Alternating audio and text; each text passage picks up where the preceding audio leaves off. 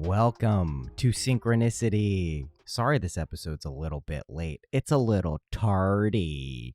I don't know why I said it like that. This week has been insane. Yes, energetically, of course, that's what I'm talking about. But also, I've done, I guess at this point, it's Thursday, got another 11. So that would put me at 17 readings so far this week, somewhere around there. Oh my gosh. It's been incredible. Everyone I've spoken to, you know who you are. Holy shit. We're working through some stuff, aren't we? It's been a real thing. What's funny is like I basically created a week of work for myself. It's like a 30-hour plus work week during the holidays, and I forgot what working this much is like. I don't know if you can tell. I kind of crafted a life where my work is just like I do it when I want to, and then like this week so many people signed up. It's crazy. Anyway, I'm very grateful. I'm very happy. I have these special days in 2020 that are opened up for these readings, but I was talking to Jessica because I hit her up. I was like, oh my God, Jessica, I just did like my first day of like 6 full-length readings back to back. And she's like, yeah, get ready. There's going to be a lot more people who are getting like slammed down into 5D. They're dropping like flies. So you're going to be working hard. I'm like, oh no.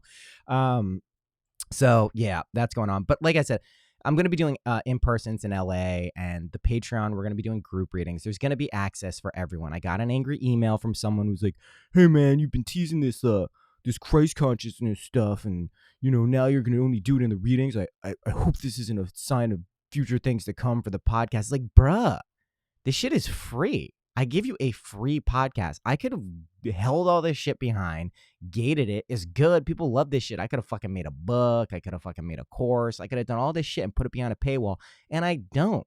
So you could chill fuck out, please. Jeebus Christ. Sorry.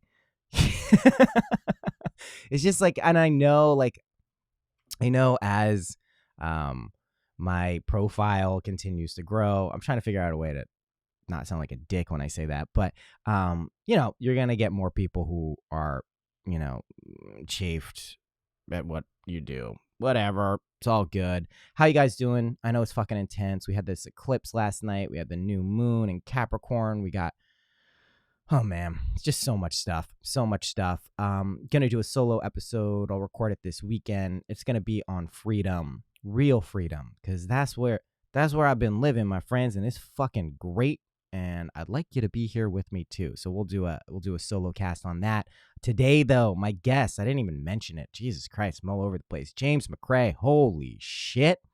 Cool dude. You're going to love this convo. He came over to the place I was staying at in Laurel Canyon. Guess what? I'm going to be staying there in January too. Probably February, probably March, probably all the months. Beautiful place. Definitely come by and check it out for an in-person. If you're in LA, it's just a wonderful vibe. But he came by and we talked about a whole lot of shit. Drank some mezcal, smoked some weed, or it's mezcal. My sister was like, you gotta say mezcal. It's not mezcal. You sound like a gringo. Well, I'm a gringo, so what are you gonna do? But yeah, we had a great time, learned about his life. He is a writer. He is an author. He is a thinker. He is a feeler. We should call people feelers. Like, what a great thinker. What a great feeler. Someone call me a great feeler. I'm a great feeler. That also sounds a little creepy. Maybe that's why people don't say it. Anyway, James is fucking cool. You're going to love this episode. Go tune into him. He wrote a book called Shit Your Ego Says. That's pretty good. I mean, we know my stance on the ego, but we get into that where we basically just say, all right, well, let's just define it more specifically. And that discursive kind of negative self-talk, we can call that the ego. You know me. I don't like to talk shit about the ego. I love my ego. I pet it. I love it. I love it. I love it. But I get it, man. Sometimes your mind will tell you some thoughts and you'll be like, bruh, what you doing? Why are you doing this? Don't make no sense. So he wrote a funny book, an insightful book about that. So go check that out. Go tune into him. He's got a podcast. He's just a fucking cool dude, man. There'll be links to everything so you can tune into James. I'm looking forward to hanging out with him when I move to LA. They're out in Topanga. I got to go to Topanga. It's fucking beautiful, apparently. I see all the pictures. You know who else lives in Topanga? Juliana McCarthy. She's fucking cool. Gonna connect with her. Gonna connect with all my people out there. That's why I'm there. Okay. Anything else I need to say? Oh, let me put this out there. Fro's asking about the music, the Owl remix, the 12, all these songs have been dropping. 2020, guys, it's coming. All right. The music is coming. It's getting released. I need to settle. I'm in a transitional period. I basically am moving all over the place all the time now. As soon as I get 2 weeks in one location, guess what? Finishing up these songs. They're pretty much done, putting them out. People who join the Patreon will have early access. I guess I should mention the Patreon now. I haven't officially launched it publicly. It's there. You can sign up. Also, please do not sign up for the $1 level. That's only for people who are annual members and kick it down to the $1 because Patreon doesn't do annual. You have to do monthly. So if you sign up for the $1 level and weren't an annual member, I'm kicking you off that shit. Great if you want to give me money, but you're not getting access to the shit that people had to pay money for, okay? Jeez, guys, come on. Work with me here. So the Patreon, here's what it is. Should I fucking pull it up so I can talk coherently about it? Probably. All right. There are 2 levels, essentially, even though it looks like there are 3. The 2 levels are the annual membership, where you get a free bonus reading, and the the regular membership, where it's $13.13 a month. Here's what you get. I don't think I've mentioned this explicitly on the podcast. If you're interested, it's patreon.com/synchronicity. I will make it easy to find. Email list. I'll send an email out, all that, probably in early January. But I am talking about it now because I said I'd wait till the end of the year. It's the end of the year. Here's what you get. You get 1 monthly live group reading. Jessa is shaming me. She's giving 2 a week. That's cool. Jessa's fucking awesome. I'm doing 1. You're going to get bonus episodes and interviews. Think of these as little quick hits, 10, 15, 20 minutes. Those will be nice. Sometimes I have thoughts. They're not suitable for a whole podcast. Okay. You're going to get access to the Synchronicity Discord server, which is just getting better and better every day. We got bots in there where you can pull tarot and all this other stuff.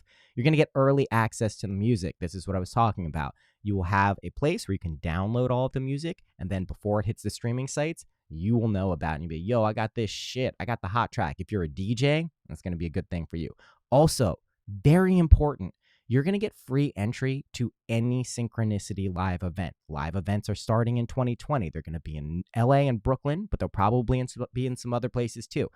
If you are a member, if you're on this list and there's an event, let's say the event costs $100, you get in for free. Okay, I'll probably get tokens to people or little things that, they can prove it easily, but you get in for free in perpetuity as long as you're a member. And those events are going to be ramping up. They're going to be global. It's going to be awesome, for real.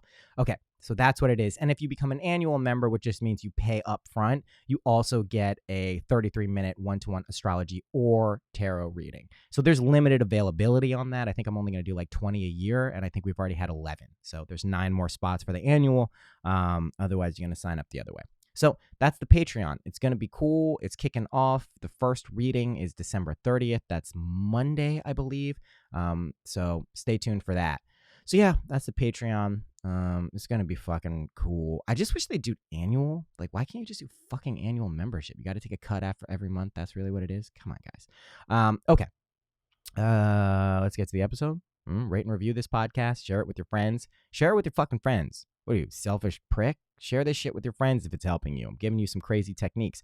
Also, the next episode, I've been sharing this with the Christ consciousness readings. Oh my God, I found a technique. I found a technique, guys. It's real good. It's real good. So I'll be sharing that in the next episode. Don't want to take up too much more time in the beginning of this one. Go tune into James, man. Go tune into James. That's all I can say. Good dude. Alrighty. Without further ado, here is James McCrae.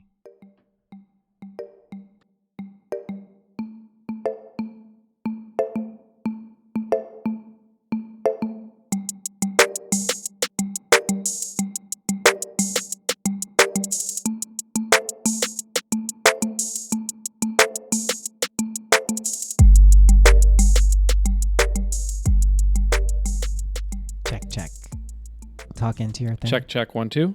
All right, we're good to We're go. good? Yeah, man. Thanks for coming over. Yeah, thanks for hosting in this lovely LA apartment. It is. Well, I mean, it's technically a house, right? Yeah. Yeah, it's nice here. It's a really pleasant day today. It's been raining a lot. Are you already an LA person? I think I've always been an LA person. Interesting. My parents used to live here a few years before I was born, and then they moved to DC so my mom could finish her law degree. And they had, I guess that my dad just told me this recently. It's like they had always planned to move back here. And so I think that's right about the time where I, was conceived and incarnated. And I think I got tricked. I think I got fucking tricked. I think I thought they were coming back here. Then they stayed on the East Coast. And I'm like, what the fuck? You chose them as your parents under the assumption that Correct. you were going to be born and raised in California, and they duped you last minute, and then you ended up on the East Coast. That's such bullshit. Some bullshit. You got scammed, man. I did, but I have found my way back here recently, and it's pretty awesome. You just moved. Right on. I'm in LA for almost 2 months now. I'm long. Pretty new. That's not that long at all. No. I'm still in New York recovery mode. I mean, I'm from a small town in Minnesota. Oh, I know a lot of Midwest vibes from people I've had on recently. Oh, yeah. Yeah. Good. Shout out to the Midwest vibes. Good people. Unless you're a Minnesota sports fan, then it's a different story. But no, like my whole life, like Minnesota, especially in a small town, I mean, it's cold. It's like stoic. It's like, it's Nordic people. It's like repressed people. And it's freezing in the winter. And then in New York, which I've lived in New York for 10 years, again, it's like cold. People are a little bit edgy. People, there's not a lot of space to move around. So these are the kind of places I'm used to being, right? And now I'm in like Topanga Canyon, which is like the hippie forest, enchanted fairyland of LA. Yeah. And like there's nothing like pushing back against my energy anymore. Like whether like it's frigid cold or like crowded subway, there's always something kind of like pushing back against your energy. And here it's like I have space to kind of unwind, and it's like that's a beautiful thing, but it's also just like it's a scary thing at times as well. Why scary? Because it's so hard to let go of the things that like your body has memory of like this kind of like situations you're in or like the tension or anxiety that is around you.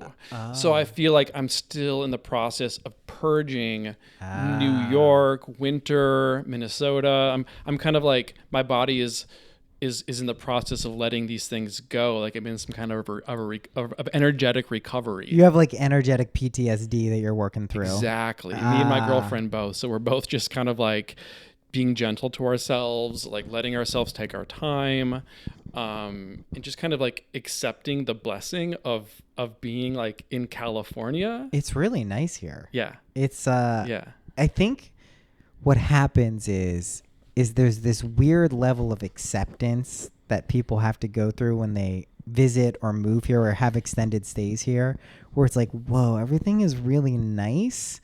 Is this okay? Seriously, I've literally had moments here where I'm just like, felt happy, just like wait a minute, what's this feeling that I feel right now? What is that? Oh, I'm relaxed. I didn't know what that feeling was, and I like it. So, I mean, I know, like, there clearly is a vibe about this place in Southern California and also in Northern California where I spent some time. But I also find it to be a reflection of kind of internal states that we go through, because there are clearly people here. Some guy called me an asshole today because I had to turn around on Laurel Canyon right up here. And like, dude, sorry, I was coming back from the gym. It was your rush hour, but I had to turn around to fucking park. And he's like, you fucking asshole. So like, clearly there are people here who are not, having the same experience. However, I thought maybe that was because, you're relatively new. I'm visiting. Maybe it has something to do with that. But I spoke to a few people who've lived here who are transplants, who've lived here for 6 years, 7 years, 10 years. And they're like, no, it doesn't get old. Yeah. I mean, yeah. And also like LA is a big city, right? Like it's also in a lot of ways a poor city. Like there's still a lot of people here that aren't like LA means something different to them than it does to us. For right? sure. Like, people that grew up here, it's but not the weather is still nice for everyone. It's not a glamorized place. Yeah, people get spoiled from the weather for sure. I don't. You know what? I'm glad I've had 37 years of winter in my life because it makes you You can appreciate tougher. this. You I can guess in a appreciate this way shit too, man. So this is like literally the first winter of my life where it's like not winter, but I will be going to Minnesota for Christmas. So I will be, my day of reckoning will come soon. Judgment Day. Judgment Day. Also, just so you know, astrologically, this Christmas, 24th and 25th, is fucking insane. How so? Everything is in Capricorn. I wrote all this shit down. It's so crazy. I usually don't even do this. I was like, wow, I'm actually getting organized about this. That is some big shit. I'll tell you exactly what's going on. How do we prepare for this? All right. Well, I mean, I'll preface it in the same way I just did in this episode that I'm going to release later, probably before this one comes out, which is nothing about astrology should feel restrictive, constrictive, deterministic, or like it's boxing you in. So this is just to be aware of some things that are taking place. So 2020, which is going to be amazing for sure, but is also everything is moving into Capricorn, which is the devil in the tarot, and it's the path of fear. The goat. Sea goat. And it is the path of fear, which sounds scary and bad, but it's actually not. It's great because if you know what to do with your fears, you move right towards them, and right beyond them is like this amazing place, and it's all the shit you want. So for people who can latch onto that, it's going to be quite good. But we also on the 24th and 25th. So here's what's going into Capricorn. Pluto's there, Saturn's there, Jupiter just moved there. Ceres, we're not going to talk about there. And the sun moves in on December 22nd. So right before, people will be traveling to go home with their families, all this stuff. The sun moves in. Then on December 24th, 25th, the moon also moves in. So you have the Pluto, Saturn, Jupiter, sun, and the moon all fucking there in Capricorn. The path on of Christmas. Fear. On Christmas, from Christmas Eve into Christmas.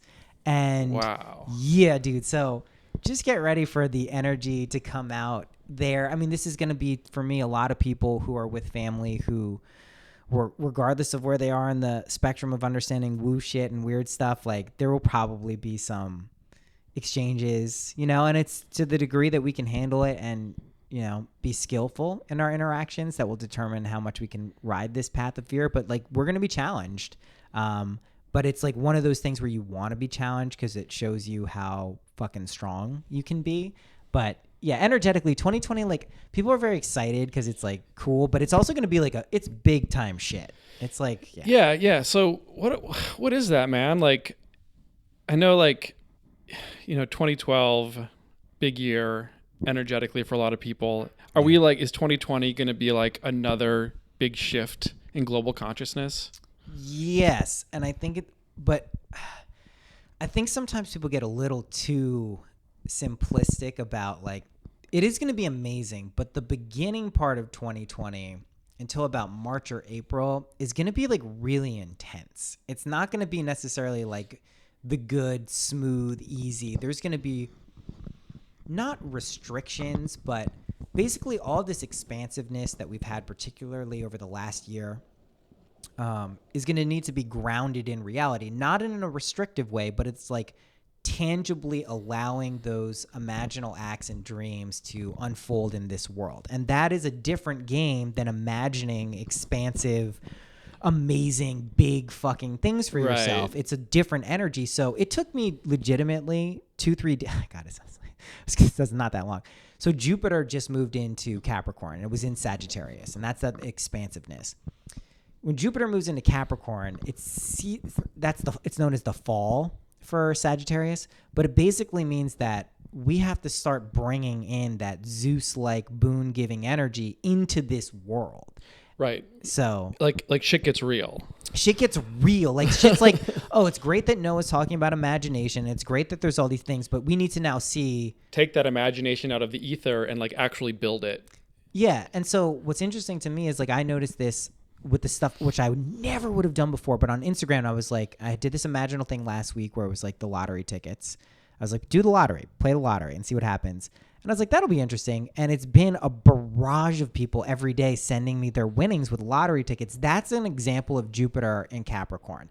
It's not like, imagine winning Mega Millions and then, wow, that would be so cool. It's like, go fucking imagine it and then do the damn thing and then see what happens. And like, that's kind of a dominant energy, but depending on where you are energetically, that's going to feel supernatural, or it's going to feel like very uncomfortable because you're used to being in dreamy kind of natural weirdo space. So I just know on Christmas, shit's going to be nice. That would be a good day to take mushrooms or something like that. Like, it's just going to That'd be amazing. Like like all these families getting together around the country, and then they like with their families, with their parents and siblings, doing a Christmas mushroom ceremony together. Dose them by, covertly. Just put it in the ham. Can you do that?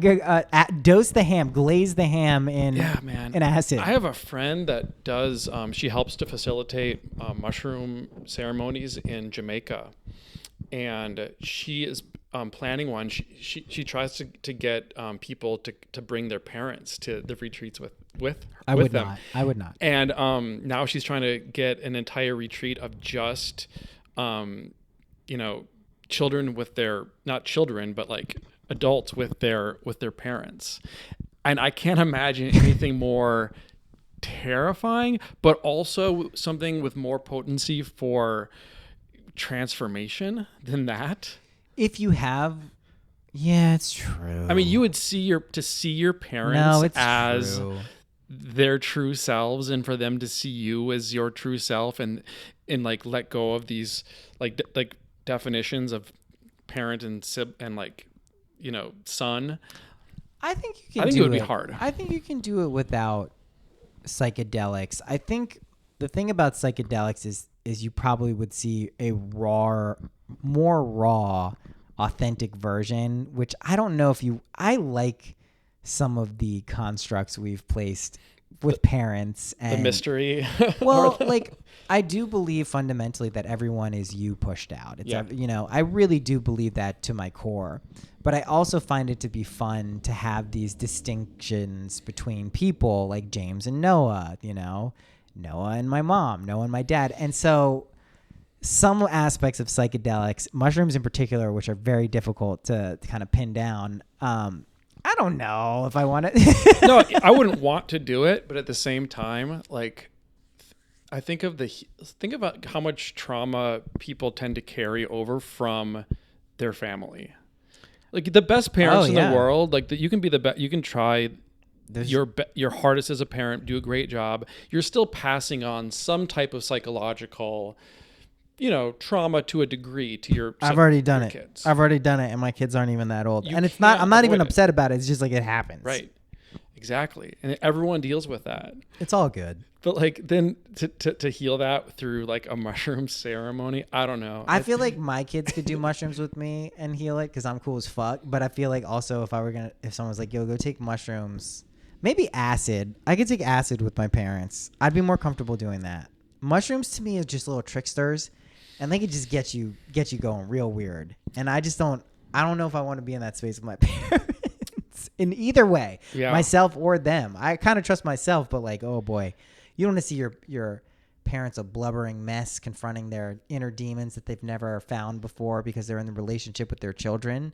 Feel me? No, you don't. I'm all right on that. I'm good on that shit, man. You don't want to. I'm good. I won't be doing it. Yo, so tell me, you're an author, but you also are a podcaster. How did you get into the field where you're writing about stuff like the ego and kind of meta analyzing consciousness? Like what was your trajectory to get here? Yeah. Well, I began writing like early on.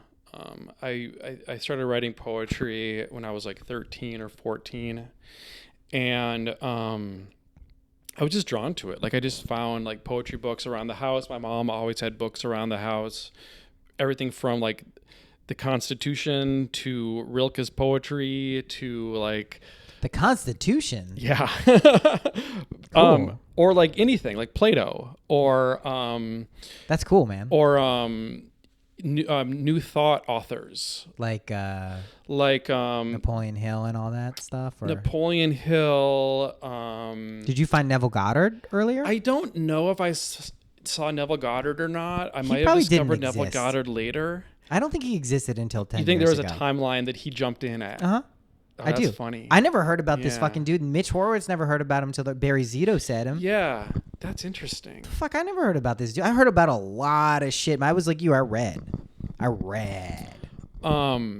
Yeah, because we had a lot of books around of other. Ernest Holmes is another one. He's a big new I thought don't know. author. And the book that really got me when I was like 14 years old, and my mom had a book called As a Man Thinketh. Yes. I forget the author right now. James. William Henry like there was like it's some Henry or William old school name. I'll remember it. I Yeah. do know it. As a Man Thinketh, and it was just like about like how as your consciousness expands, like your reality expands and your old reality kind of slips away, and just kind of like you just kind of outgrow it. Like you outgrow your reality, and when you outgrow your reality, it just kind of fades away into the background as you kind of like expand yourself into the next one. And I was like 14 reading that, and I'm like, oh, cool. I was like relieved. I was like, oh, good. Because I was like in a small town, and I was like, oh, that sounds good to like expand my reality. I'm going to try that. It does sound good. Why wouldn't one want to try that? Yeah. But I think, poetry is one way I did that. And, I just kind of like gradually wrote in various formats. Like I think, when the blogs popped up, I jumped onto that and was like, had my own, blog for a long time. Actually ended up going to art school to study design. And, my writing at that time took the form of like design criticism, or like design, like I was writing about like the philosophy of design and branding and things like that. And that blog, it was called No Brand Like Home. And it was like kind of like a snarky design commentary blog. And as I was writing it, I was like starting out my career as a designer, as a graphic designer. And I was learning a lot about my own career and like what it took to become successful and what kind of like internal states, are most like helpful. And I started writing about more personal issues, like almost like self-help, like based on your career and how to do certain things. But your direct experience? Yeah, totally. Yeah. And people started like responding to that a lot more than like more of just like the typical kind of like design and branding stuff I would write. Yeah. And I just kind of like carried that with me and just started more and more writing about personal things. And when 2012 hit, I think like a lot of people kind of pivoted a little bit in terms of being more awake, being more conscious, being more tapped into spiritual ideas. And that happened for me as well. And like essentially my writing never looked back. You like died to your old self and became the new version that was like, I know how to do this now. Yeah, I died in Hurricane Sandy. Right? I was in Sandy too. I guess I died there too. Yeah. I saw the explosion. I was in the Lower East Village. The Niners were playing the Cardinals. There was fantasy playoff implications. This is the only reason I remember it. I was watching the game. It just started, and there was this huge green flash. We lived on the 11th floor in the East Village, and like buildings aren't that tall there. So we had like one of the tallest buildings, so you could see everything. And the fucking thing, it was a green flash, and I was like, and before I got to weird, everything went black everywhere. I was like, what the fuck? It was crazy. And we had to like escape New York. What's funny about Hurricane Sandy is like New York was so, and for good reason, so unprepared for a hurricane. Like no one thought, no one talked about it. I was right there. They were flooding Avenue C, dude. Yeah. People are just like, oh, I heard a storm is coming. Oh, okay, cool. Like no one like said we should prepare for a hurricane, like because we're not. I went to the bodega the next day and they had nothing. I was like, yo, we are fucked. We got to go back to DC. I did though, man. So I was I had just moved to New York not too long before that. And I was basically what happened was I was in Minnesota, and I had always kind of had this call to move to New York. Like I always like mostly through like the writers and the musicians that I liked. I always kind of grew up It's a having cool it as place. this being this like place I admired. And I'm like, I'm gonna move there. I'm finally ready. All these things like conspired in my life to like lead me to want to move there, and quit my job, gave up my apartment, like all these things. Like said goodbye to all my friends and family in Minnesota, moved to New York, and I had just got an apartment. It was on the island of Broad Channel in Queens, Jamaica Bay. All right. And I had just signed the lease the day before Hurricane Sandy hit. And let's just say the apartment, within 24 hours of me signing the lease, was 5 feet underwater. Wow. And I was homeless in New York City after like giving up everything to move there. What happened next? Yeah, man, like I didn't have anywhere to go. Like I considered moving back to Minnesota, but that felt so like it felt like a retreat. Like I had just moved to New York. I had just like accomplished this thing. And my friend who also we were going to move to Broad Channel together, so we were both kind of homeless. He had a friend who had this empty beach cottage in this island in the Caribbean called Culebra. And he's like, let's just go there and crash and figure the rest out. And we literally just like got a one-way ticket to Puerto Rico and then flew on these little rinky-dink planes into Culebra. And basically I proceeded to have a dark night of the soul. Right. Like I just gave up, risked it all to get it all, and I just lost it all. Yeah, like I had a good job in Minneapolis. I was like an account executive at an advertising agency. Nah, shit was you had at least a comfortable life. Yeah. And in New York, like I was getting rejections for jobs left and right. I was You're like, get out of here, Minnesota boy. They You were. don't know shit. They were like, look at my resume, and they're like, we've never heard of these places. And you're like, I can make it here. I'm like, yeah, like I can make it here. Let's flood your fucking apartment. How do you like that? I know, right? So that was just, man, it's not an easy transition, but so I did, yeah. Shit. Like I feel like that was 2012. So, and that was right before like December 21st, 2012. And I really do feel like I was on this island called Culebra and had basically lost everything. Like I didn't have a job, money, even an apartment. And that's when like I really just like went really deep, like into my own meditation, my own just kind of like self-reflection. So what did that look like practically? It was just a lot of sitting on the beach. Awesome. A lot of just kind of like having nowhere to go and nothing to do and just sitting there and reflecting. And it was really there that I realized like how kind of chatty my mind could be and how like self-deprecating and my mind could be and how much Kind of an asshole. Yeah, your mind could be kind of an asshole. At least mine was at the time. Still is, at times. And I saw all this self-doubt and all this fear and all this like I felt stupid for trying to like move to New York and make it. And basically you mentioned the ego, like it was just sitting there. I had nowhere to like hide from these thoughts and these feelings because I was just alone on this island.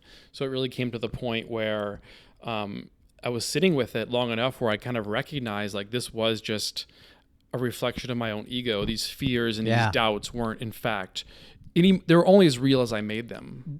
Very real if you make them real, totally unreal if you recognize that they're not. Mm-hmm. Yeah. It's a weird little fucking game, isn't it? Yeah. Time delayed mirror magnified. Yeah. Yeah. And that's just one of the situations like, I've been, fired from jobs that I like really needed at the time. And it was kind of the same thing where these like mini disasters that can happen in your life, they really make you go deep and like do a lot of exploration that lead you to somewhere else. Yeah, man. Yeah. Don't I know it? So you're on the beach meditating, getting your space, and what's your next move? I was still like trying to get jobs in New York. Like I even like I was applying places. I was trying to get You're my way trying. back You're still to trying to New make it York. happen. That determination. You're like, fuck, man. I really want this, even though Yeah. it looks like I'm not supposed to. I'm still doing it. So essentially, I was just like writing down in a notebook like all these thoughts. Like I was just filling up a notebook full of like all of these thoughts that were popping into my mind, and I didn't realize it at the time, but those notes that I was jotting down on Calabria like were the beginning to what would evolve into like my first published book. What was the path? Okay, so you didn't know it, but I've found when you honestly sit down and start writing stuff into a place, whether it's an app or a physical piece of paper and pen, there is this little part of us that goes, oh, this is some good shit. Yeah, well, because I had always wanted to write a book. I always knew. I mean, I wrote my first book when I was like 14. I wrote a novel about the Civil War. Really? Which was never published. And I love the Civil War history. I love American history in general. Yeah. Ron Chernow is like one of my favorite authors. Yeah. Ever. Yeah. When I was like, man, must have been like 13 years old, and I had a subscription to the magazine Civil War Times. Well, you super nerd.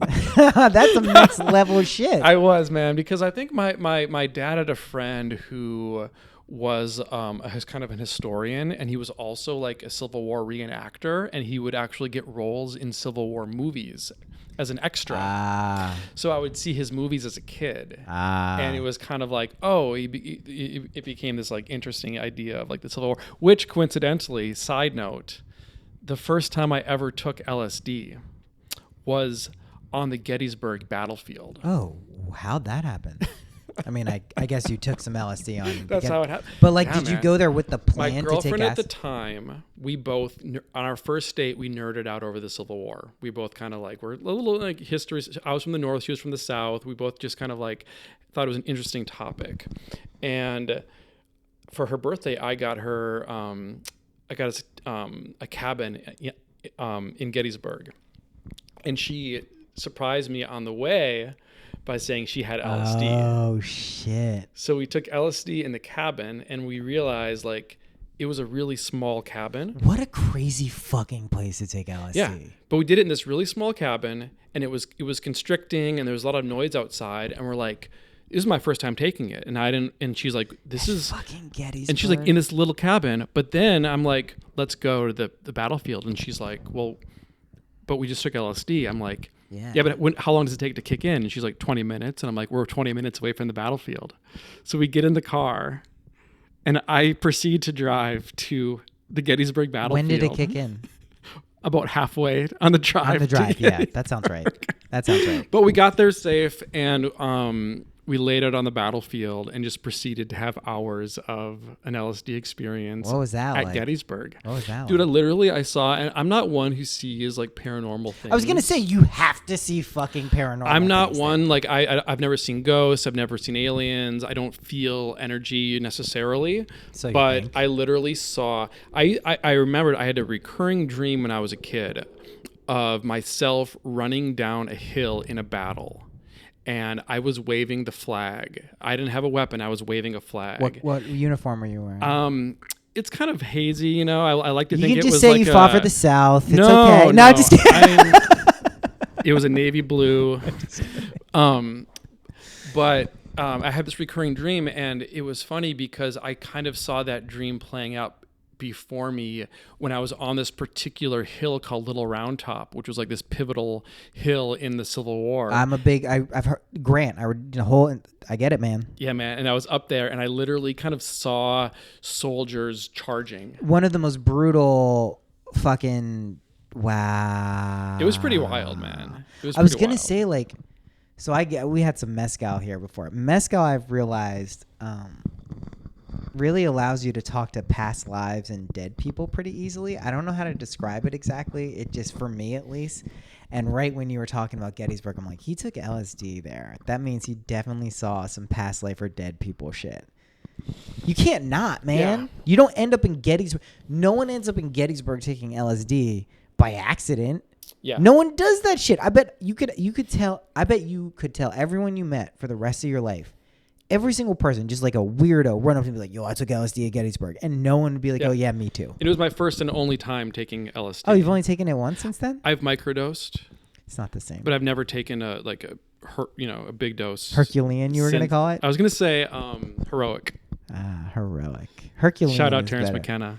Yeah, LSD is a little goes a long way these days. But it was interesting too because my girlfriend was a little nervous because she thought like, oh, could be bad juju here. Like, what if it's scary? You're there to purify that shit. It was purified though. It really was. I asked her like, did she feel like any of that negative energy? And she said that she felt a certain sense of peace in the sense that whatever happened on that battlefield, for whatever reason, it needed to happen. Oh yeah, it's all perfect. Energetically, it was like this somehow this synergy of the country at that time, and while it was terrible and tragic in a lot of ways, it was also like just something that humanity collectively needed to pass through. Also, like, dude, just think if it's a Civil War buff, I'm sure you'll get this because you've heard of the Rebel Yell and all of this stuff. The raw primal energy that is brought to a battle, no one in the heat of battle is thinking of the conceptual, intellectual reasons that they're fighting. They're not like, I love slavery so much. No. They're not like, I love freedom. They're just literally put in these positions energetically to attack and meet and collision like Large Hadron Collider style into each other. And man, like, for people who don't know, what the Civil War is like, unlike any other thing, because it was a country and it was just so unknown, devastatingly brutal. Like, you would literally just have like hundreds and thousands of men running into huge metal pellets and balls. And like, if you know what shit does, like, yo, the people hadn't seen that before. Oh man, it was... Oh my God. It's just crazy to think that like people were put in those positions. I'm very grateful that in this particular incarnation, I've not been faced with any of those choices, but it sounds like you might've been. I know, man. I was probably in a past life. And also like I kind of come from a military lineage, I guess. And I think like in the Midwest, a lot of people do. And especially like, you know, in like World War II, and it was very common for most men to volunteer or you were getting drafted. Be drafted. Yeah. So I know like both my grandparents were in World War II. One of my grandparents was actually a pilot on his first flight. He was his plane was shot down by the Nazis, and he was taken into Nazi prison camp. Where? I don't. Allied or Axis space. In Germany? Yeah. Oh, shit. Yeah, it was in Germany. He's like, I'm going to... He was shot down in Germany. And then lived and got captured? No, he lived. He was captured. He was put into Nazi prison camp, and he fucking escaped. Oh, that's so badass. Yeah. What was your grandfather's name? Raymond Bouzian. Oh, that's so badass. It was really cool because... That's so fucking dude, badass. we grew up like knowing that had happened, but we didn't know the details. And then a few years ago, my grandmother got a phone call from someone who was writing a book about someone that my grandfather helped rescue from Nazi prison. Shit. So we got to hear, not only did we got to hear the firsthand story about his escape, but it was actually all put into a book. Holy shit. Yeah. So can you tell me some details? Yeah, it was like freezing winter. It was like February, and they were doing this big march called the Black March, where they were marching like thousands of prisoners from one camp to another. And like I think like he pretended he was going to take a piss like in the snow, and I think he just fucking booked it.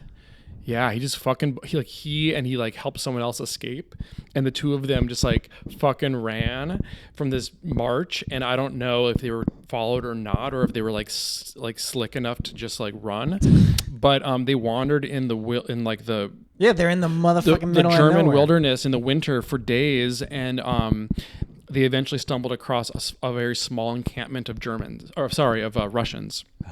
who were cooking potatoes, and they gave them the potatoes, and like they were like saved their lives, and they just like scarfed down these potatoes. And then the Russians gave them over to a British camp, and they were eventually sent back to the United States.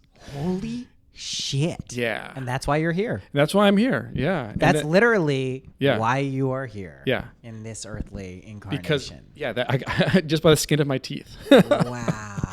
That's so fucking maternal grandma. Yeah, my mom's dad. Yeah. And then my dad as well was like he volunteered to fight in Vietnam when he volunteered. He volunteered. The guy. So he was from a smaller town than I was. He was from a very tiny town in Minnesota. What's the closest big town near where you guys were born? Minneapolis? None. Minneapolis is probably 2 hours away. Okay, so that's reasonable. Yeah. You can go Minneapolis. Yeah, we went You're to Minneapolis, Vikings went to the fans. Mall of America, went to Vikings games. You're still a Vikings fan? Dude, I have to be. You know, What do you think of Kirk Cousins? Kirk Cousins is he's a talented. He's a talented quarterback who is unreliable in critical moments. It's a nightmare. The worst. If you were building a prototype of a quarterback who wanted to rip people's hearts out, it'd be Kirk Cousins. Well, if that's the case, he's perfect for the Minnesota Vikings. Yeah, no, he's perfect. Because that is the team that will give you really high highs, and then suddenly when it matters most, they'll just pull the rug out from under you. Do you know where that starts in your organization, truthfully? And I've said this before, and no one catches on to it. It's only because I'm a rabid Dolphins fan. Is Rick Spielman. He will build a team for you that will look and should, by all accounts on paper, function phenomenally. And then there will be this one weird fucking thing. The receivers are unhappy now. What? Why? It's fucking great. They let them run the ball. There's always some Dalvin Cook should be like the next fucking superstar. He's fucking amazing. I'm telling you, Rick Spielman, he can do good things, but then he'll fucking do it, man. I wish it was that easy. Like I think our karma goes back, man. Like the 70s, whereas it started in Frank Tarkenton? the 60s and 70s. Are we going to Tarkenton'sville? Yeah. The Purple People Eaters? Yeah, man. You know it. I do, know it, man. I think they made 4 Super Bowls in the 70s where they were like basically favorites to win them all. Oh, they I were know, like my friend. They were like the dominating team of the 70s, and then they always lost every Super Bowl in heartbreaking fashion. They were like the proto version of the Buffalo Bills. Yes. Yeah. And I know. they continue to be. So, that's another cross I bear. Sorry, I sidetracked you. I'm a Timberwolves fan, which is even worse. So it's all good, man. But yeah, man, my dad was in a small town, and he did like volunteer to go to Vietnam when he was like 18. Holy shit. Because I think he just wanted to get out. I think he wanted to see the world. That's one way to get out. I think he just like saw it as an opportunity that he might not have had otherwise, just to do something. What was his experience? Did he see action? Yeah, he saw action. I think he was like camped out with. You like how I said action? Like I know what the fuck I'm talking about. Yeah, he saw some heat. Yeah, he sees some action, man. Yeah. Yeah, he was there for a while. I think he saw some shit, but I'm thinking like the first person, as far as I know, in a while to be like, a peaceful pacifist. First of all, because I think my mom was very much a hippie, and my dad was kind of more from the military background. What's that? So I've got like a How'd cool. that happen? I don't know, man. I don't know. How did Minnesota, just love, man? Just love. Yeah, just open-minded people. That's so cool. Yeah, that's so cool. Yeah. One of my best friends is like this kind of like philosophical atheist, and he married a Catholic, like a serious Catholic, and it's like a beautiful relationship. Gosh. Because they're both so open-minded, and they'll ask each other questions about their beliefs and just like consider them and respond to them and allow each other to be perfectly who they are. Those people are like angels. That's that's like a guiding beacons of light for the rest of humanity. Yeah, I love it. Wow, that's cool. So I'm getting a better sense of who you are as a person. So to go back to when you started jotting things down, and it was the genesis of your first published book, what did that trajectory look like from writing down those thoughts after kind of a deep meditative period, and then actually the process of being like, oh, you know what? I think this book I've been wanting to write for a long time, I'm actually going to do it, and I have the substance for it. Yeah. So I always had ideas for books. Keep talking. I'm just going to get some mezcal. Yeah. I always had ideas for books that just never panned out to be like quite the right idea. So I would start books and then I would stop them. It just wasn't the right idea. So there was a moment with the book that became Shit Your Ego Says, where I'm like, oh shit, like this works. Like the concept works. I can see how it can play out. I can see how each chapter would be formatted. And it was kind of a great moment to realize, oh, this actually is the book that I will write. This is the book that I will finish. So I just committed to stick with it. And I guess it's like, maybe it's the Midwestern work ethic that I have, where like once I committed to it, I just wrote every day for like literally 2 years. That's a Midwestern thing? Yeah, it's like this, like kind of like put your head down and go to work. It's cold outside. You might as well put just your fucking head do this. down, go to work, don't complain, just do it. And but it was great because, you know, I was writing and I was like thinking about publishing, and I'm like, I didn't know where I would even start, where to even start with that. And everyone that I talked to was like, oh no, you need to build up your social media following. You need to write a proposal. You need to get an agent. You need to do this. You need to do everything but actually write a book.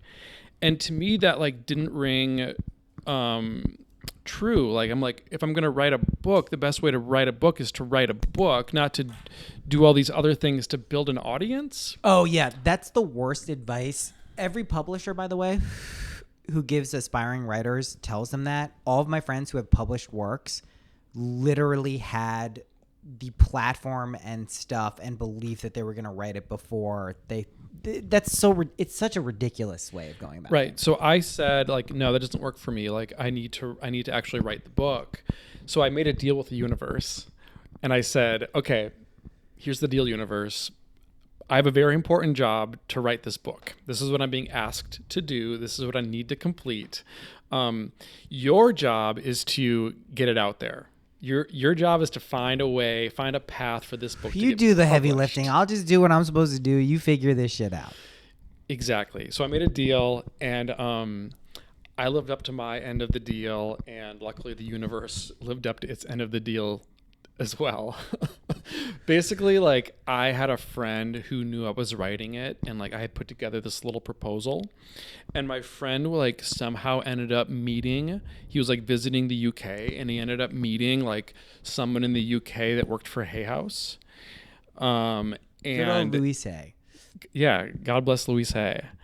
And he like gave this woman my book proposal without telling me. He just kind of gave it to her, and she loved it. And then like she sent it to the New York Hay House office. Oh, wow. And then like one random day, I just get an email from Hay House who's asking me to come into their office for a meeting. Out of the blue for you. Completely out of the blue. I didn't have an agent. I didn't have... Well, you did make the deal with the universe. I made the deal with the universe. And that was it, man. That was like... Ended up getting published with the Hay House, and... The rest is history. Yeah, I guess. So what did that experience teach you about the nature of reality, what the universe is, who you are? What year was that? It came out in 2017. So 27, that makes a lot of sense. So, excuse me. Yeah. 2012 is when everyone died. 2017 was the latest on-ramp, little glimpse, little appetizer portion of what your life is. Everyone experienced it in different ways. I wasn't super clicked into who I was, so I got a money blast. Like, all of my problems that were money related, crypto started blowing up, and like money wasn't an issue for me anymore, so I started feeling good. Everyone got a little blast. Now we're in like kind of the karmic squeeze, as I call it, the last little bit of like our issues and resonance and shit we got to clean up for ourselves, our family, our generations, ancestral shit. We're purging that. And then we're really going into the age of like full expression, of full like, okay, universe / me, which is the same thing. What am I doing now? So what did you learn kind of from this miraculous reality bending deal? I learned like, that literally you can create your own reality. Like, I think at the time I had a lot of kind of like social expectation stuff in my head. Like I had the thoughts, the chatter that was going on in my head was not actually mine. It was like the residual society chatter telling me what I should do, how I should live. Programming is what was possible. Yeah. It was programming.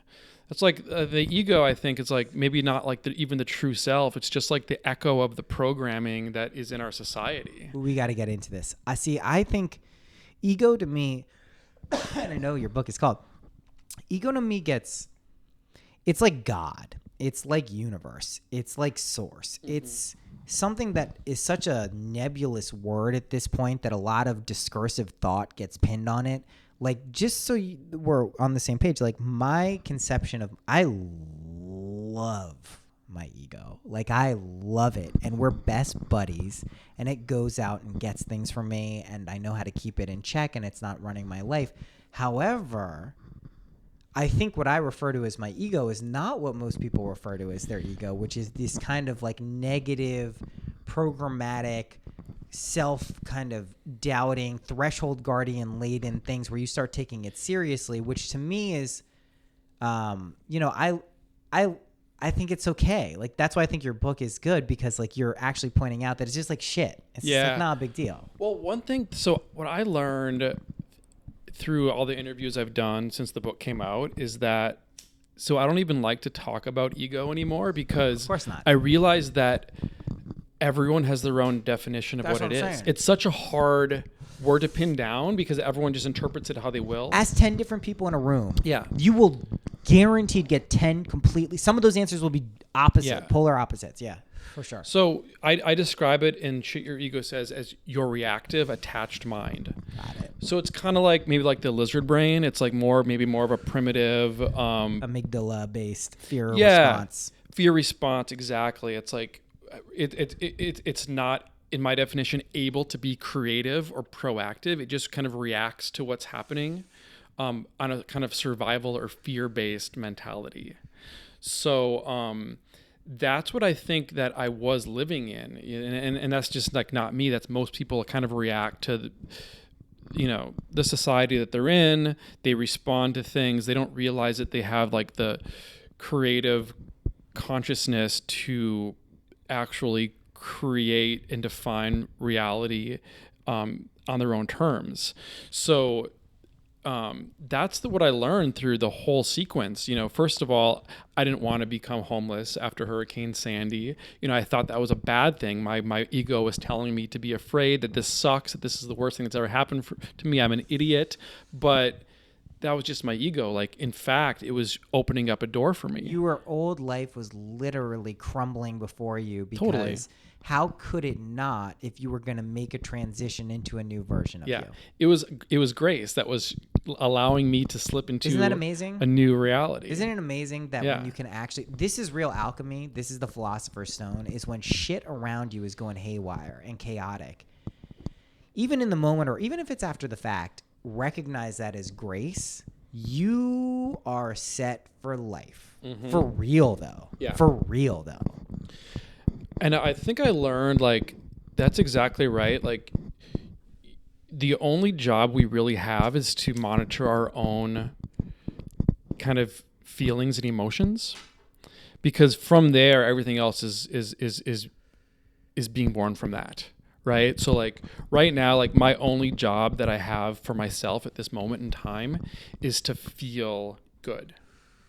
And that doesn't mean like going out and getting fucked up or like, doing just like chasing a high in any way. It means just like being energetically connected, grounded. Like it changes. It's an ebb and flow from what makes you feel that. Sure. Yeah. Sure. That's important because like everyone goes through phases. Yeah. But so I guess I learned that you don't have to respond to the fear that you might be feeling, and that you can actually, by focusing on your energy and emotions, you can actually better combat whatever it is that you are fearful of. We have different approaches there, my friend. I like to run right towards my fears at this point. I move whenever something pops up. Listen, not recklessly, not like like scaring heroin, doing heroin freaks me out. It's not like I should go do heroin. It's like when there's something in your life that for objective reasons you shouldn't maybe be afraid of, is you're kind of building it up in your head. I move right towards those fuckers right now because I found they're usually just threshold guardians that have the best shit behind them. Mm-hmm. They're the hardest bosses because it's scary. Oh, it's something there. But I don't try to fight them anymore. I just go right towards them. And you know what? They're phantoms. Always. Yeah. It's crazy. No, I think that we agree completely. I guess because, in the past, maybe fear would have caused me to avoid or run away. Me too. Right. It's still an echo of a habitual pattern for me at times. I'll be like, it's like, what are you doing? Don't do that. You know what to do. Move towards this fucker. Yeah, and you can sit with it, and like the fear doesn't control you. Not at all. It's just like, Yeah. So you can actually make friends with fear and just like learn to be okay with it and sit with it and not react to it. Yes. And not like retreat from that and think like that's not possible. But no, you actually sit with it, go into it, embrace it, and that's where transformation happens.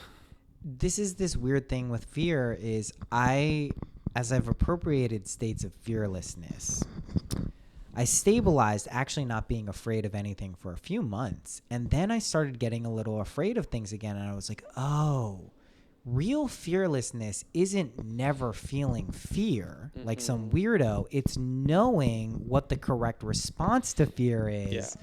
And that took, like, because you can actually be in a place, you're kind of psychotic in some ways, and people don't react well to it, where you actually don't feel fear for most things, which is fine. But the ability to feel it and know what to do with it as like an energetic signal is actually fearlessness. And then you begin to relish it, not like you're the king of fear and you want fear to be coming into your life, but when it does happen, you recognize it as the amazing teacher that it is, rather than some like thing to run away from and then it controls you. Yeah, it's a motherfucker. It's just it's so great. Yeah, feel your fear and do it anyway. It's like yeah, because like it always works out. It sounds wrong, but it's so right. Yeah, man. Dude, I know.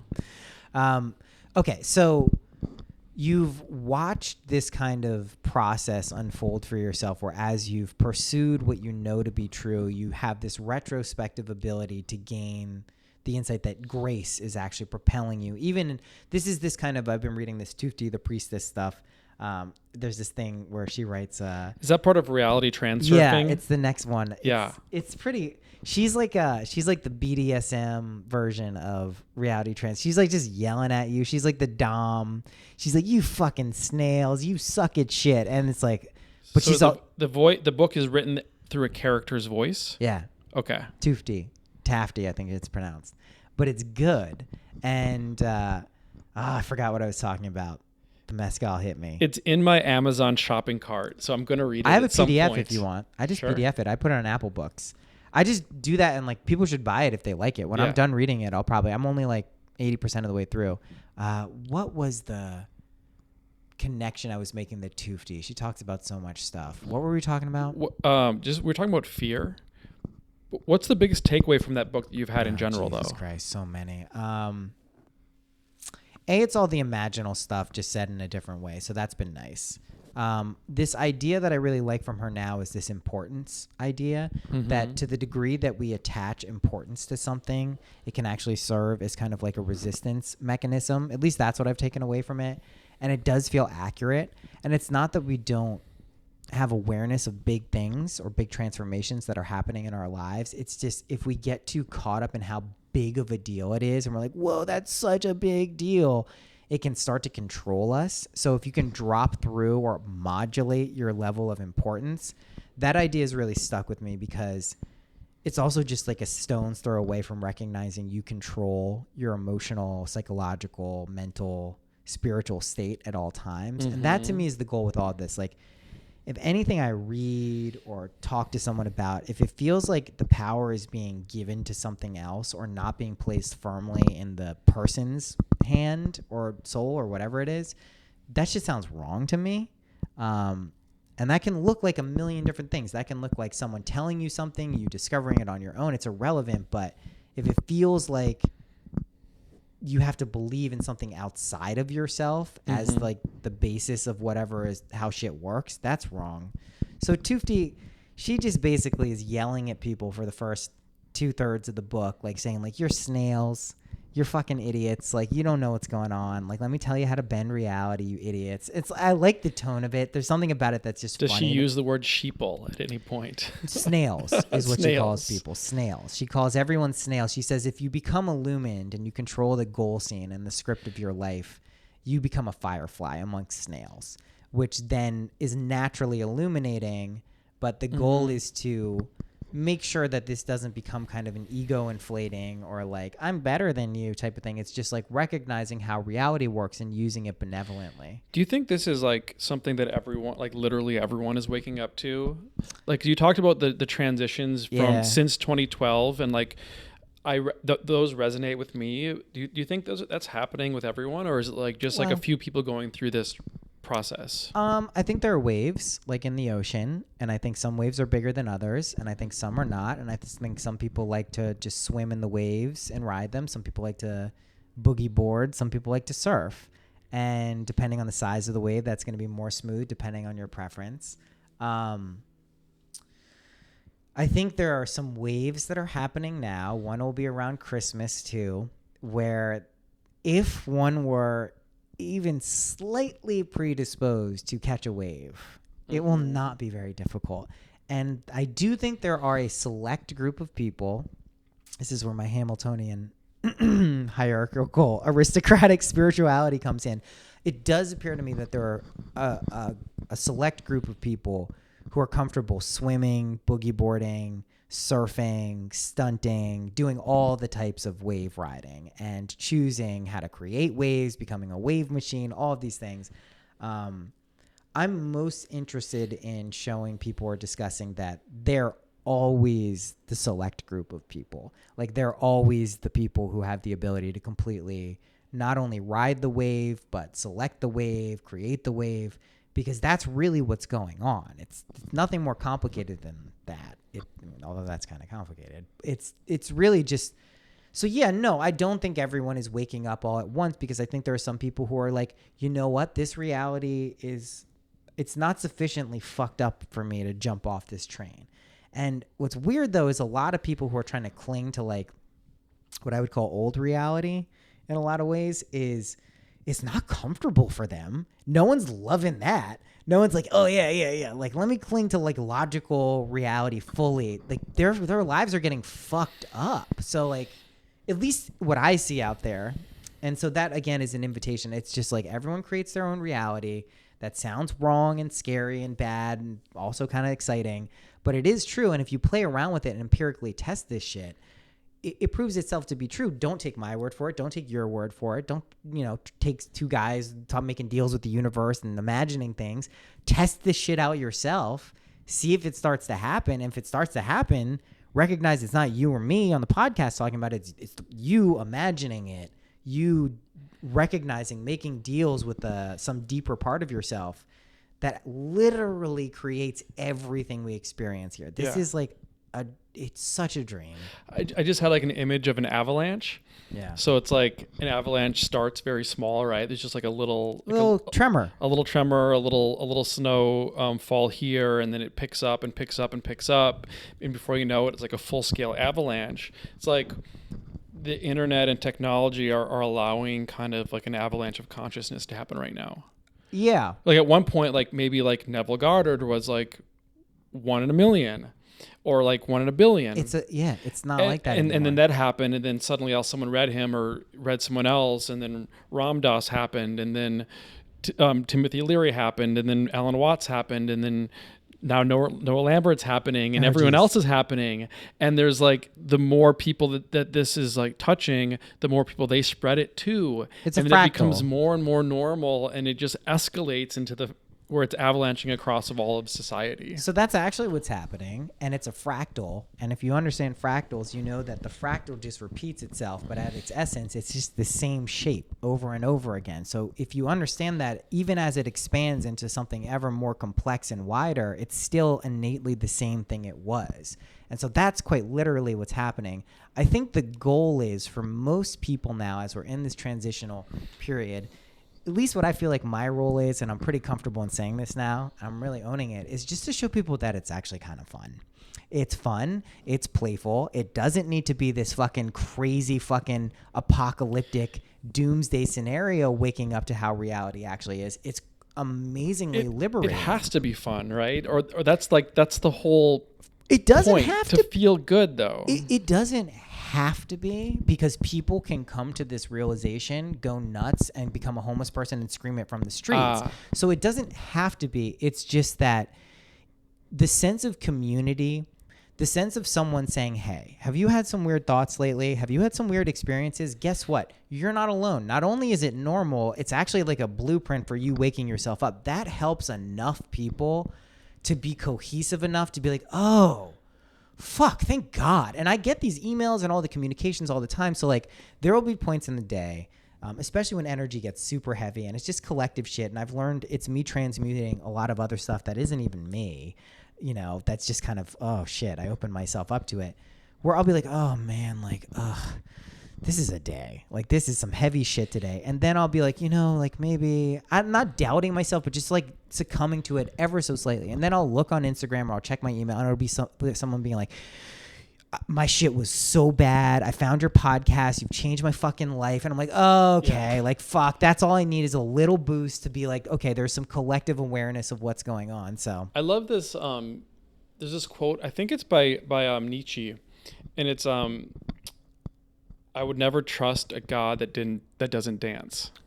That's it right there. And I love that quote. It's like, that's it. If God doesn't dance, it's not the real God. That ain't God. You know, if there's a principle or a philosophy or way of life that does not invoke joy and happiness, it's a yogic path. It's a diversion. It's a false path. It's a yogic path. Dance is one of the paths to enlightenment in yoga. I mean, it has to be, because my earliest memories of experiencing pure ecstasy in life, I don't know if earliest, but an acute time as like an adult was when I was about 16, 17 years old. I used to go to these raves in DC because I said I wrote for a Dutch online music magazine. So I just wasn't supposed to be getting in, but I worked at this place. They let me get in, and a stone cold sober, literally could not get alcohol. I had a band that said I was like a pariah.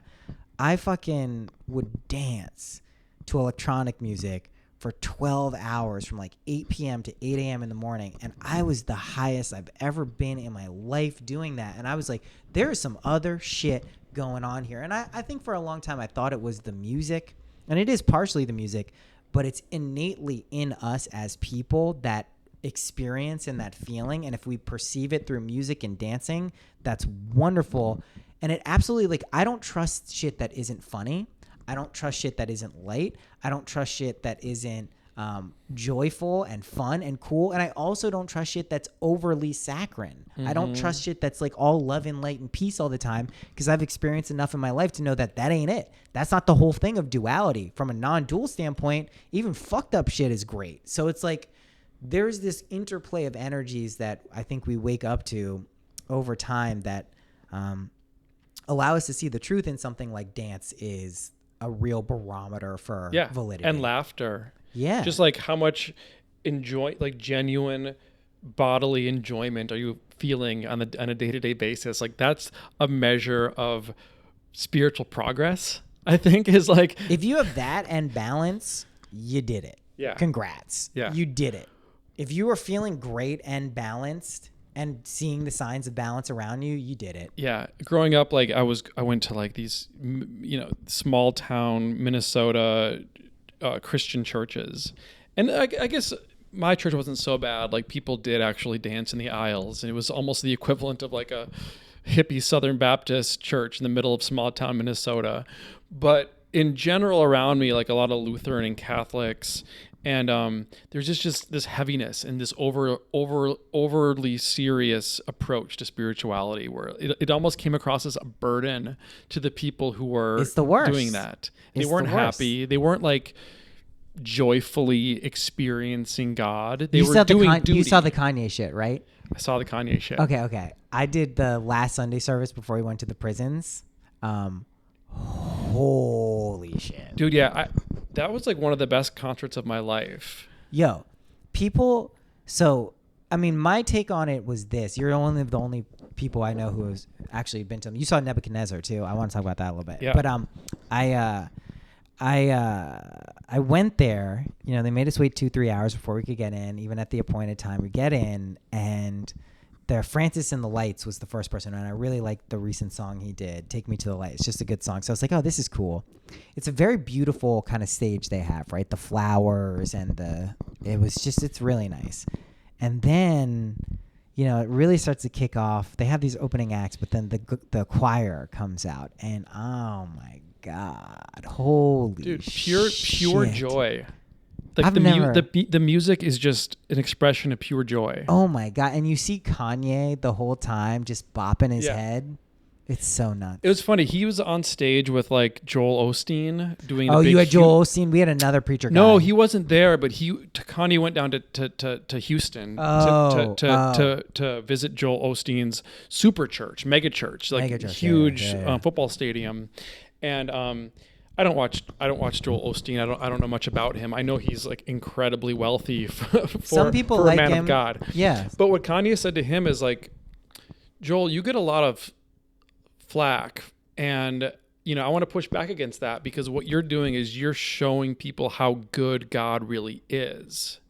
And I think that mentality, like, okay, you can look at God as something you have to follow out of duty, and that it's like a burden to like follow these rules and restrictions, but you feel like you have to do it because the Bible says to do it. Or you can recognize that whatever your concept of God is in itself like a state of goodness and love and happiness and joy. Ain't that the truth? So Yeah. this is why it was such an interesting experience for me, is because I think part of the issue that I had where it wasn't resonating with me, and you could see the crowd was kind of getting a little, you know, the people were there for the experience of the music and the joy, is the preacher aspect of it, depending on what was being preached, was externalizing God so much that I think that started to hit at least me. I'm like, listen, God is whatever you believe him to be, or he or she or whatever you want. But to me, in my direct experience, the only real God is our sense of I am. Yeah. That's it. And so I don't think Kanye has fully, I don't know. Who knows? Kanye is also, just to be clear, I know this rubs some people the wrong way. I think like, if not the best, one of the best artists of the past 20 years, just in terms of like, people look at like the life of Pablo and all of these albums, the last one that came out, they're like, yeah. That shit they're fucking incredible. They're all good. They're fucking incredible. And They're people are all just good. like, oh, let me judge him because he said some dumbass shit appearingly to say some, it's nuts. Dude, my first time hearing Life of Pablo, I was in the middle of Kundalini yoga teacher training. That sounds right. And the album came out the night before, and I needed to show up at 5 a.m. to do a 2.5 hour chanting meditation with this guru that they had brought in. And I show up, and I know the Kanye album just dropped, and I sit there and I do the chanting meditation for an hour and a half with the class. And then I laid down, I put a blanket over my head, and I listened to Life of Pablo in full while the rest of the class was chanting around me. I'm telling you, man. It was awesome. I'm telling you, dude. Kanye is on some other tip, and I fucking love it. And he's always an interesting person to bring up because some people have very, polarizing character. But man, oh man, I will tell you, that concert, that Sunday service thing, the one I went to, he was there. That shit was, oh Yeah. my God. Yeah. people criticize his personality, which can be obviously abrasive at times, or maybe all the time. But I think that's what helps him kind of get things done. He believes in himself so much that he can really, he's not afraid to show it. And I fucking respect that. And I think that's why he also gravitates to Trump. And this isn't a defense of Trump in any way, but I think one characteristic that people like about Trump is that he is unabashedly who he is, and that rubs people the wrong way because sometimes unabashedly who he is a dick. Yeah. Do you know about like Trump's like upbringing and like the preacher he had when he was young? I don't know about the preacher. I know about his parents. I don't know about the preacher. So Trump went to this church in Queens that was, I guess, like a very well-known kind of somewhat famous church, and he had a preacher, and I don't remember his name, but he was a disciple of the New Thought philosophy. Oh, and it's all adding up now. And he was like an author, and like he was kind of like known as this New Thought, like and empowerment. That man was Neville Goddard. No, I just Exactly. But Trump grew up in the church hearing these messages of powerful self-affirmation. Wow. And Trump grew up from an early age literally thinking that he could manifest his own reality. This was a belief that he had. And what's the consensus on that, people? I would say check that box off. He's done it. Yeah. He's done it. Yeah. Do you think he's going to be impeached? I don't know enough about actual politics. My guess would be no. All right, with you. 0% chance. I don't think that 0% chance. For me, I think it's the Democratic primaries are going so poorly in a lot of ways that I think who are you voting for? I think that the DNC is looking for any way they can get Trump out of office, and they are trying impeachment because they're not confident about their candidates. Who are you voting for? Who am I voting for? I'm not voting for anyone. You're in a swing state. Do you vote in a swing state or do you vote in California? You can vote in New York, California, it doesn't matter. I haven't voted since this first. Well, actually, I did vote. I did vote during the last election. I didn't. Oh, I did the last one. I wasn't going to. I did the and I last one. walked by a church where people were waiting outside to vote, and I just like had this moment of feeling like how great it would feel to like help nominate the first female president. I voted for her and too. I got kind of sucked into this narrative of female president, which is I think that would be great, but it's also a very surface level reason to vote for someone. Yeah, it's not. I like Andrew Yang. Yeah, Yang Gang. All right, my man. Gang. I'll vote for him in the primaries. He's cool. I hope he gets farther than people think, and I hope if he in any way could get the nomination, I would gladly, enthusiastically support him. He's already gotten farther than people thought he would. I knew he would get this far. I mean, he'll outlast even some of the other people who they like, the golden boys and such. Biden, did you see the Biden thing where he's talking about the leg hairs and the roaches? That guy's so creepy. Did you see that though? Yeah. What the fuck? Yo, I'll take Trump saying weird shit over that. I told my friend that, man. I told my friend, like, Trump seems better than Biden. Biden seems... And Biden's got a really bad track record. Do you know what my first job was out of high school? Is I worked for these rave people. I had to deliver petitions to the Rave Act, which Joe Biden co-sponsored as a bill, which allowed anyone in any place, if there was any drugs found, if you found a joint, it's now a crack house. They can shut the whole place thing down. down. I had to deliver petitions, literally in the Capitol. Like that's what was my job, literally walking them through. Yeah, he's his establishment as they come. I also have to, just shout out Marianne Williamson because I think what she's done is amazing. She's still in it? She's running. She hasn't been invited to any debates, but she refuses to drop out. And I mean, God bless you, Marianne, but well, the point for me, the point for her was never to win. Like, obviously, if she won, that'd be incredible, and no one thought Trump would win either. But what Marianne has done, and I don't know if you've ever seen Marianne speak. I know. Like, I used to see her speak in these little churches in New York. She is literally the most powerful speaker that I've ever seen because she has this idea of like love and like, she's a deeply spiritual person, but she is a force of nature, and only she could kind of bring a message of love and spirituality onto the political stage with the power that she does. as much as I agree with that, I can tell you flat out where we are energetically is not even close to ready for that being president. No.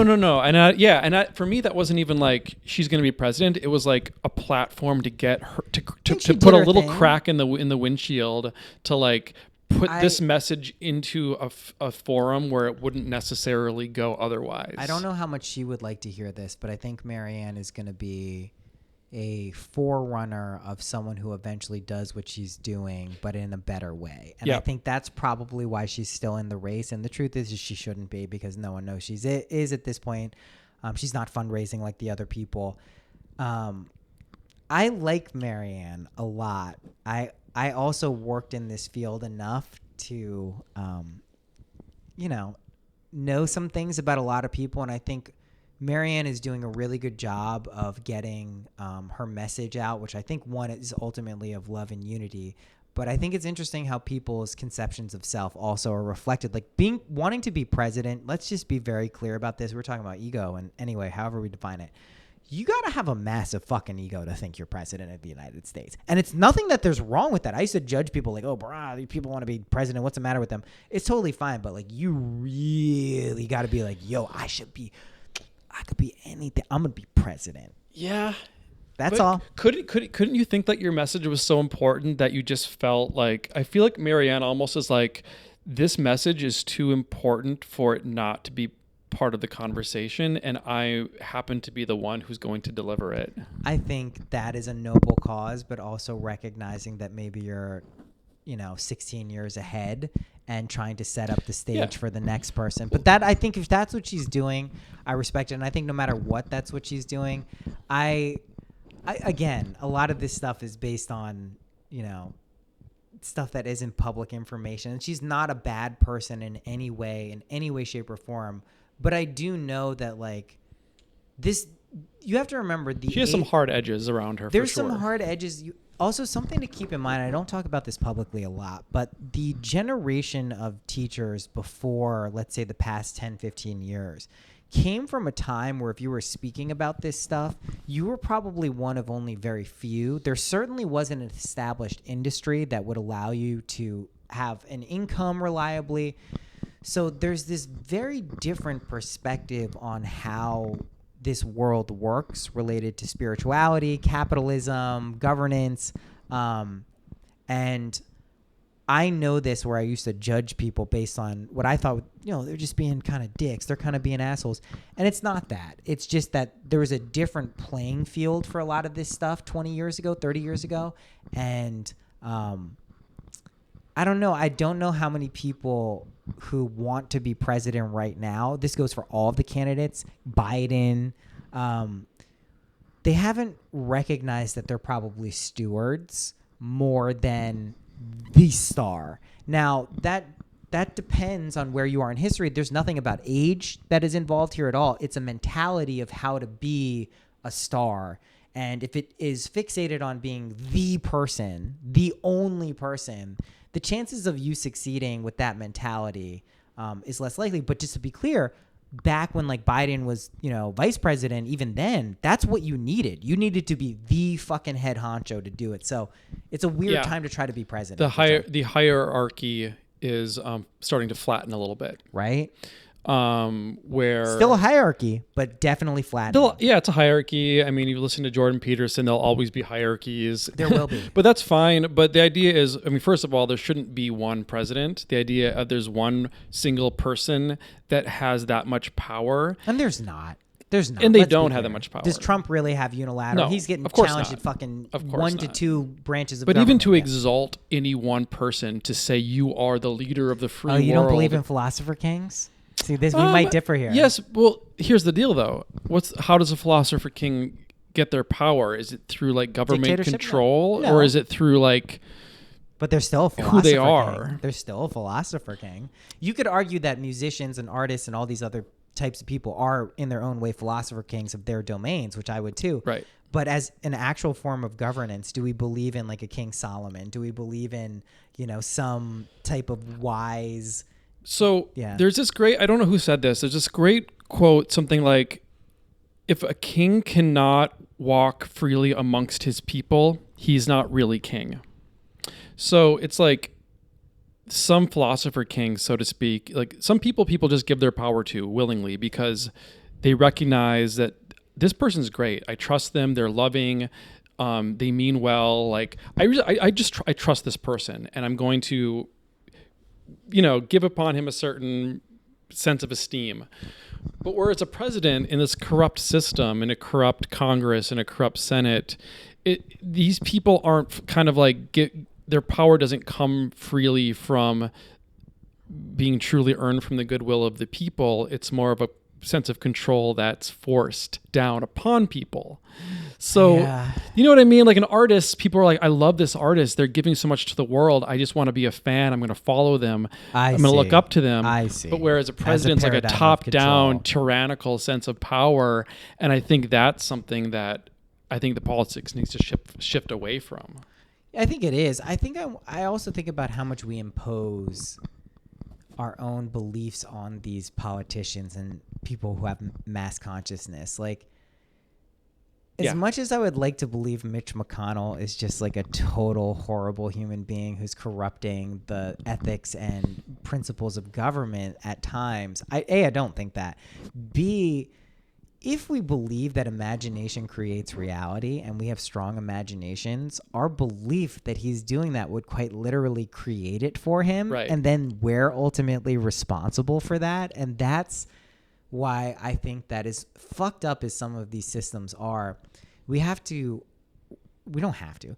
We can recognize them as mechanisms that help us realize what you're talking about, that maybe there's a better way.